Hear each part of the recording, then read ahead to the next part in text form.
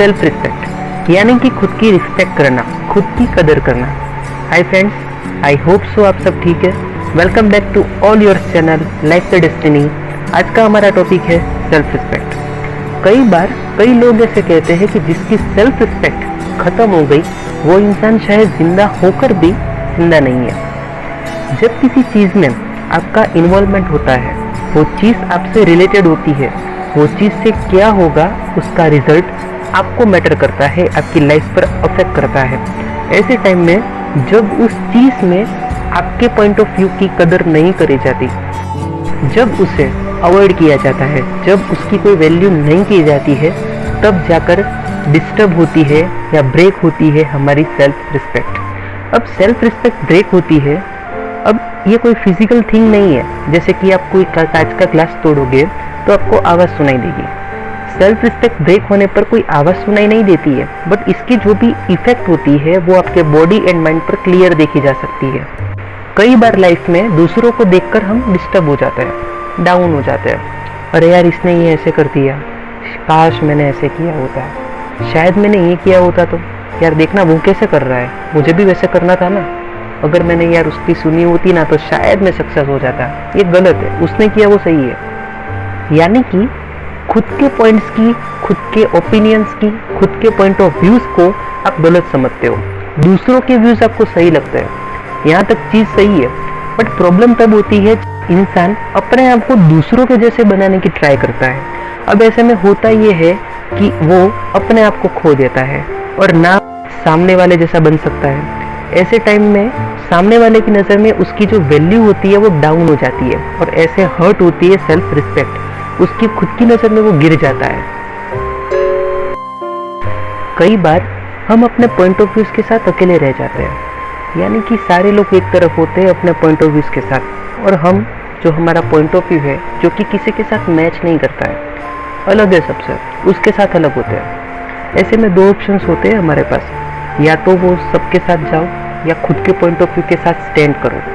99% लोग ये करते हैं कि वो अपने पॉइंट ऑफ व्यूज को छोड़कर ग्रुप में चले जाते हैं। बस वो जो करे वो करना है, अपने पॉइंट ऑफ व्यू को, अपने डिसीजंस को वो मैटर नहीं देते हैं, इम्पोर्टेंस नहीं देते हैं। और जो 1% लोग बचे उनको भी शायद ये करने में बड़ा डर लगता है कि शायद मैं गलत तो नहीं हूँ, शायद मैं फेल तो नहीं हो जाऊँगा।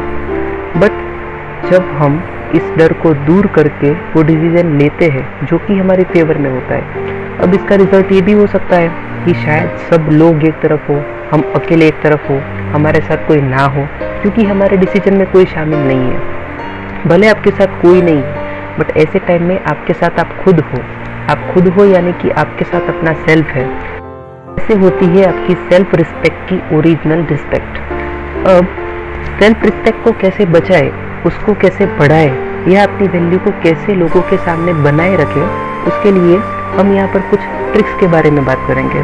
So first of all, control on your emotions. अब इमोशंस ऐसी चीज़ है शायद जिस पर किसी का कंट्रोल नहीं है। कई बार सामने वाले इंसान को अच्छा लगाने के लिए हम कई सारी ऐसी चीज़ें करते हैं जो कि शायद हमारे लिए कंफर्टेबल नहीं है, जो हमारे कंफर्ट जोन में नहीं है। शायद हम आउट ऑफ द बॉक्स जाकर वो सारी चीज़ें करते हैं बिना ये सोचे कि सामने वाले इंसान को इसकी वैल्यू है या नहीं है।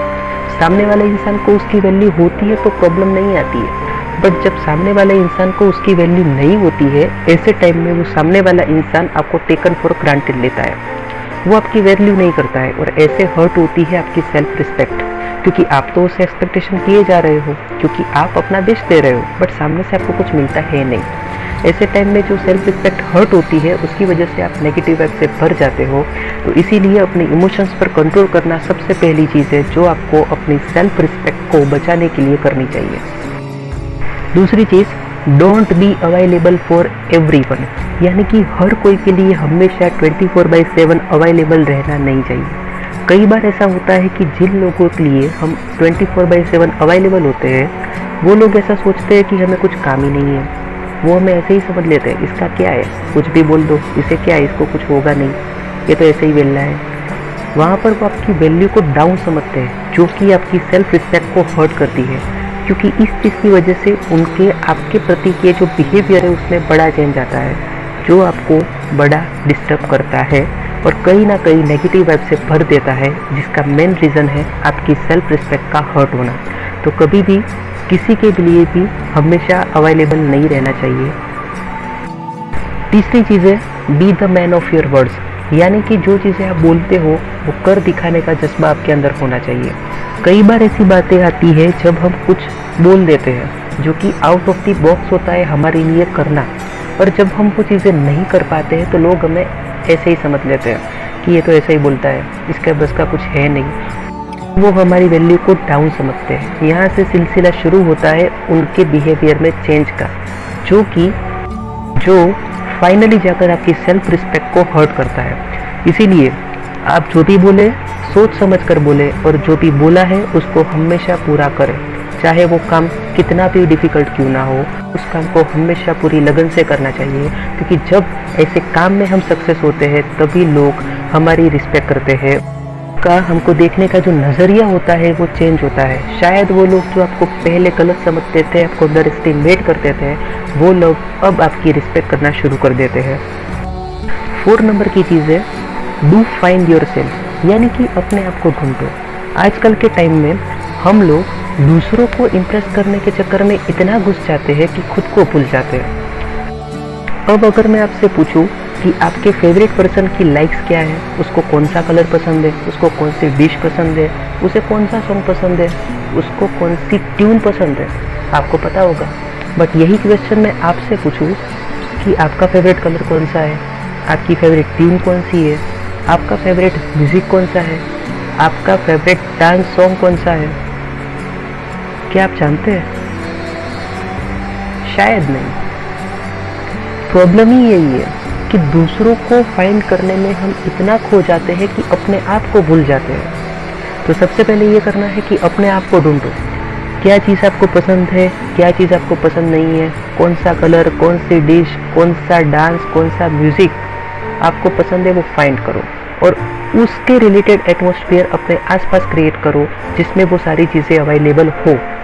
जब आप ऐसे एटमॉस्फेयर में रहते हो तो आप पॉजिटिव एनर्जी से, पॉजिटिव वाइब से भर जाते हो, जो कि ऑटोमेटिक आपकी सेल्फ रिस्पेक्ट को हमेशा बढ़ाता है, और बढ़ी हुई सेल्फ रिस्पेक्ट हमेशा आपको अच्छे और ज़्यादा सक्सेसफुल काम करने के लिए इंस्पायर करती है।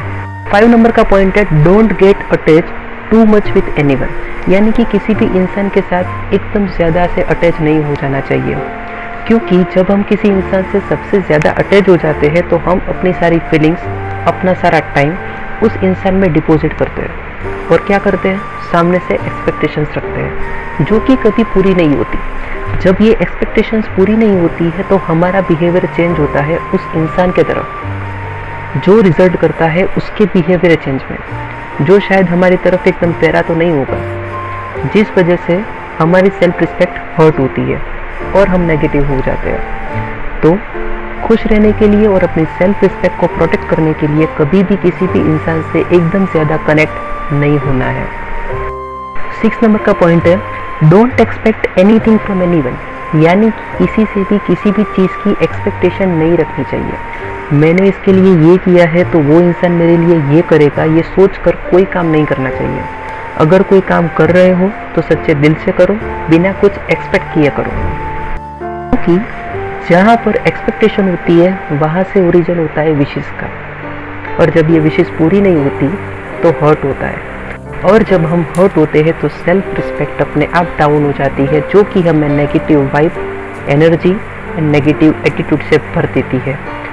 ऐसा नेगेटिव माइंड कोई भी काम ठीक तरीके से नहीं कर पाता है, अपने आप में खोया हुआ रहता है या अपनी वैल्यू को डाउन समझता है। कई बार तो सीवियर सिचुएशंस में ऐसे इंसान डिप्रेशन तक के शिकार हो जाते हैं। तो अब ये चीज़ आपके हाथ में है कि अपनी सेल्फ रिस्पेक्ट को कैसे बचाना है।